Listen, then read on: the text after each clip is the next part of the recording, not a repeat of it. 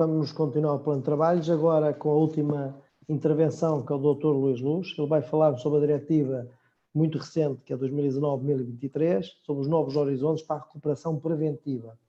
O Dr. Luís Luz é licenciado em Gestão de Empresas e MBA Executivo pelo Porto Business School, gestor com mais de 20 anos de experiência em empresas mais diversificados ramos de atividade, desde serviços financeiros à indústria, passando para o setor retalho. Tem-se dedicado nos últimos 5 anos a apoiar empresários no desenvolvimento de gestão executiva e valorização das suas empresas. O Dr. Luís Luz vai intervir, eu vou-lhe passar a palavra. Muito boa tarde. Estivemos até agora a falar de questões presentes, da realidade presente, que é o RER, o Mediador de Recuperação de Empresas. Vamos agora tentar perspectivar o que é que poderá vir a ser o futuro da recuperação preventiva das empresas. Eu começo por colocar uma questão, que é quais são os resultados dos tradicionais sistemas de recuperação de empresas, a insolvência e o PER. Isto é uma pergunta retórica, os resultados são conhecidos. Diz o preâmbulo desta diretiva que é mais provável que uma PME seja liquidada do que reestruturada. A diretiva de que estamos a falar foi elaborada pelo Parlamento Europeu e pelo Conselho e versa sobre os regimes de reestruturação preventiva e medidas destinadas a aumentar a eficiência dos processos relativos à reestruturação. Prevê que seja transposta para os normativos nacionais até julho de 2021.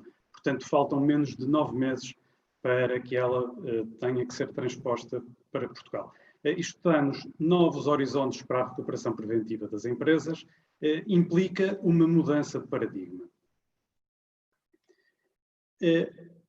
Os objetivos desta diretiva são assegurar o acesso das empresas viáveis que estejam em dificuldades financeiras a regimes nacionais eficazes de reestruturação preventiva, prevenir a formação de créditos não produtivos, aqui uma preocupação com as imparidades da banca, salvar uma percentagem significativa das empresas e dos postos de trabalho. Não é uma panaceia para todos os males, mas prevê ou preocupa-se em pelo menos salvar aquilo que ainda tem essa possibilidade. A própria diretiva enquadra precisamente 2 tipos de intervenção nas empresas. Por um lado, a recuperação preventiva pela via extrajudicial, já vimos o RER, mas não só, mediante a intervenção de um profissional no domínio da reestruturação, que é o nosso mediador de recuperação de empresas, sendo este nomeado por uma autoridade administrativa, que é, no nosso caso, em Portugal, o IAPMEI. E tem como finalidade uma maior eficácia dos processos relativos à reestruturação. Por outro lado, existem também os processos de execução judicial, as insolvências e os PERs, no âmbito do CIR, mediante a intervenção de um administrador judicial, sendo este nomeado por uma autoridade judicial, que é o juiz, e tem como finalidade a satisfação dos credores. Portanto, há 2 caminhos, um é a reestruturação preventiva e extrajudicial, e outra os processos judiciais. Não se sobrepõem, não se anulam estas alternativas uma à outra, cada uma adapta-se à realidade concreta em que a empresa se encontra. Portanto, se ainda puder resolver o seu problema antecipadamente de forma extrajudicial, será esse o caminho mais indicado. Se já estiver numa situação muito tardia, depois terá que seguir o processo judicial. A diretiva prevê que os regimes de reestruturação preventiva deverão, acima de tudo, permitir que os devedores se reestruturem numa fase efetivamente precoce. Diz também que certos Estados-membros têm uma gama limitada de processos que possibilitam a reestruturação de empresas apenas numa fase relativamente tardia. Os processos disponíveis não são tão eficazes quanto poderiam ser, em especial porque limitam o recurso a regimes extrajudiciais. E o que é que nós temos em Portugal?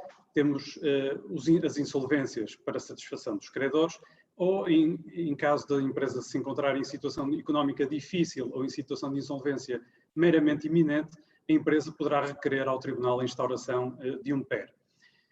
Por outro lado, temos o RER, que procura ser um mecanismo, portanto, como o nome indica, extrajudicial, contudo, a legislação diz que destinam-se a empresas em situação económica difícil ou em situação de insolvência iminente. O mesmo no Estatuto do Mediador, que diz que é a pessoa incumbida para prestar assistência à empresa devedora que, de acordo com o CIR, se encontra em situação económica difícil ou em situação de insolvência. Portanto, aqui as legislações, apesar de quererem figuras para intervir em momentos diferentes, o texto da lei configura o mesmo momento para serem aplicados. Pode ser contraditório. Os instrumentos de alerta precoce são aqui também muito destacados na diretiva. Aliás, o termo precoce surge 24 vezes na diretiva e diz que os instrumentos, sob a forma de mecanismos de alerta que indiquem quando o devedor não efetuou determinado tipo de pagamentos, poderão ser acionados, por exemplo, pelo não pagamento de impostos ou de contribuições para a segurança social. Prevê também a existência de serviços de aconselhamento prestados por organizações públicas ou privadas, incentivando para que terceiros que tenham informações pertinentes sobre o devedor, como os contabilistas ou as autoridades fiscais ou de segurança social, sinalizem uma evolução negativa ao devedor.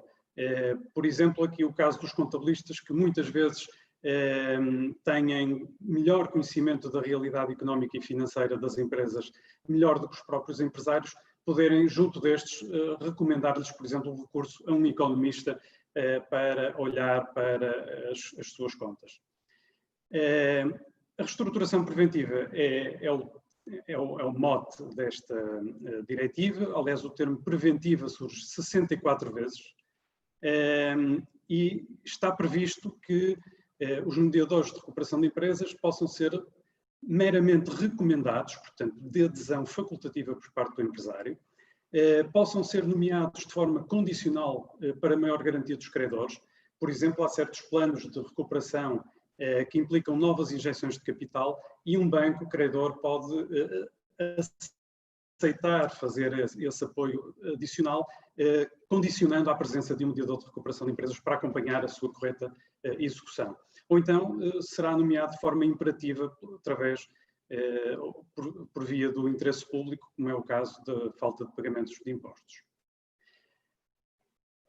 Esta diretiva tem várias vantagens, desde logo é um apoio adicional às empresas por um profissional qualificado, transmite maior segurança a todos os stakeholders, desde os proprietários da empresa, aos colaboradores, aos credores, ao Estado e à sociedade em geral. A reestruturação preventiva com tomada de ações precocemente apresenta maiores garantias de sucesso, já todos sabemos, e não tem a visibilidade pública que um processo judicial acarreta, a qual frequentemente acelera a degradação das condições de recuperação. É um modelo mais eficiente para a economia nacional, empresas mais produtivas, menor risco de desemprego, melhor equilíbrio social, redução da pressão sobre o sistema judicial, etc. Resumindo, eu diria que sabemos quando intervir, sabemos quais as medidas que devemos começar a tomar, temos os profissionais qualificados para o efeito, que são os mediadores de recuperação de empresas, está criada a autoridade administrativa, que é o IAPMEI. Falta perguntar o que é que precisamos mais para, de facto, ter sistemas eficazes. Esta diretiva pode ser uma boa ajuda, mas atenção, a sua eficácia vai depender da forma como ela for transposta e implementada em Portugal.